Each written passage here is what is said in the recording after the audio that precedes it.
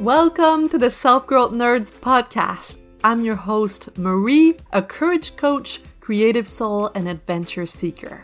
Since through hiking the Pacific Crest Trail in 2019, I'm on a mission to help you embrace your most confident self so you can achieve your dreams too. If you're eager for deep conversations, big questions, and meaningful connections, join me on the quest to discovering how we can create a more magical and memorable life. Hello nerds! How are you doing? I'm good. Thank you for asking. Today I'm telling you about our craving for significance, one of our 6 basic human needs. A few weeks ago, I had a workshop with my brave and bold clients where I told them about those needs, which were developed by Tony Robbins. And we had really interesting conversations.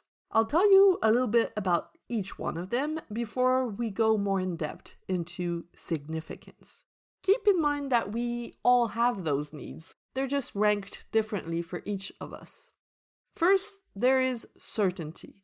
The need for safety and reassurance that you can avoid pain. Then there's uncertainty, the need for variety and change and adventure.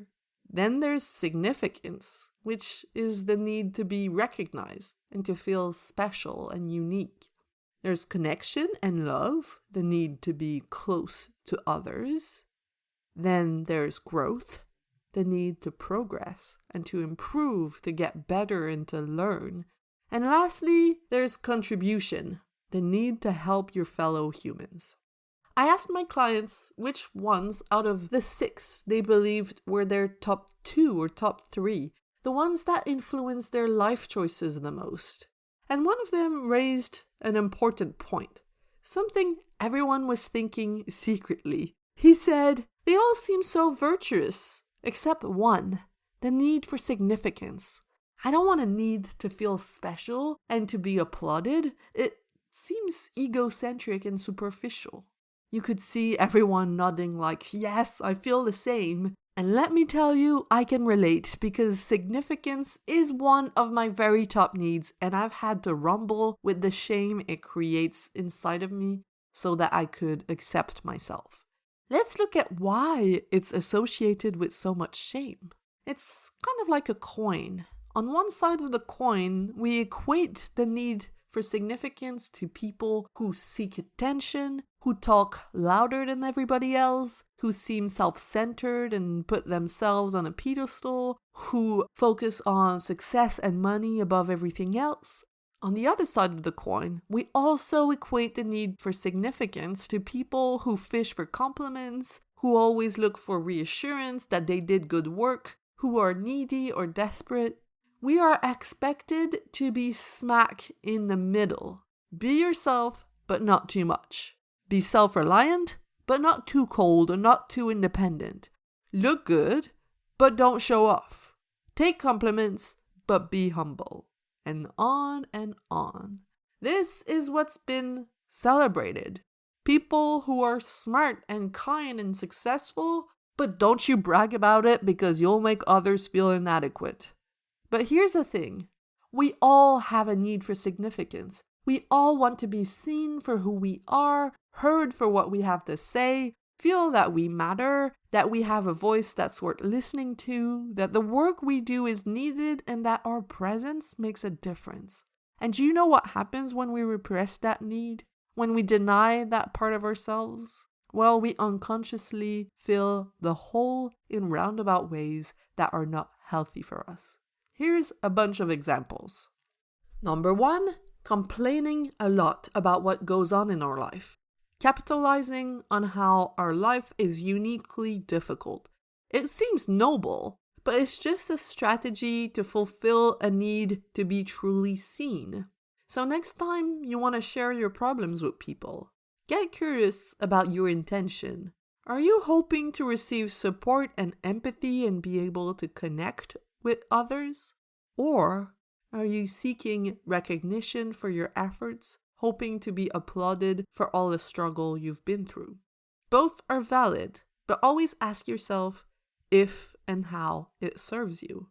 Number 2, another example of a roundabout way to fulfill our repressed need for significance is when we get a sense of pleasure when our friends or acquaintances are not doing so well. Like if you're unhappy in your relationship and you feel kind of reassured hearing about couples that are doing worse. I've been there. It's not glorious. The opposite is also true if you're trying to build a business, for example, and you get annoyed with everyone who is ahead of you and doing better. I've been there too, and it doesn't serve anyone. Number 3, one last example of a way to fill that need for significance is putting heavy expectations on our loved ones to recognize us. So coming back from a day at work where you didn't feel seen and then getting angry at your partner for not saying thank you after you've washed the dishes. Or posting something on social media that doesn't get many likes and then getting angry at your partner for not complimenting you enough. You see what I mean? It's transferring the responsibility onto someone that we think we have better chances of controlling. When humans deny their natural need for significance, the need outsmarts them and finds way to fulfill itself no matter what. This can lead to self-loathing, comparison, jealousy, lethargy, frustration, controlling relationships, codependence, substance abuse, and more. If instead we allow and acknowledge our need for significance, we then have the power to consciously choose ways to fulfill it that will serve us and serve others. Think of school. What happened when a teacher recognized your work and made you feel seen? You wanted to do better work. Ultimately, we want to take this responsibility back into our own hands, to be able to recognize ourselves, to see ourselves so deeply that we don't need anyone else's pat on the back. But it's normal to have to kind of learn it at first when you've been used to suppressing it. That's why coaching changes lives. Just having someone see you helps you to start seeing yourself. Having someone believe in you so you learn how to believe in yourself. I mean, what if your desire to be significant could actually lead to magnificent and beautiful things? The first thing that comes to mind is art. There would be no striking paintings or moving music in the world if people didn't acknowledge their desire for their inner world to be seen and heard. That's really important.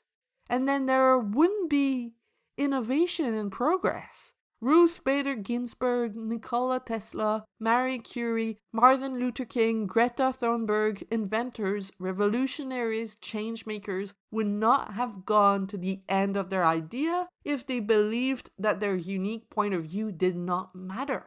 Significance and recognition really need a rebrand. It's not something that people should be ashamed of, because it's in all of us, and when we meet that need in healthy ways, it leads to magical, magical things. So I'm ending this episode by asking you a very important question. What would you create if you believed you mattered? If you believed you had something special inside of you that craved to be born and that people craved to receive?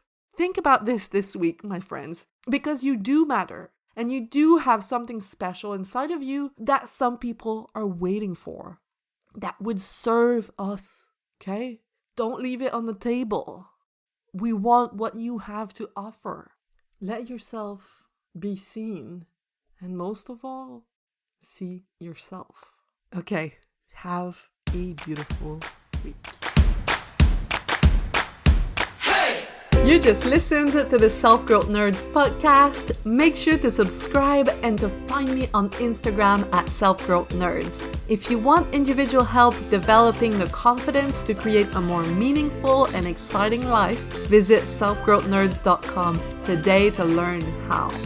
Finally, I want to thank my friend Etienne Galano for editing this, and I want to thank you, kind-hearted souls, for growing into your truest, most courageous selves every day and making this world a better, more beautiful place. My name is Marie, and I will talk to you next week.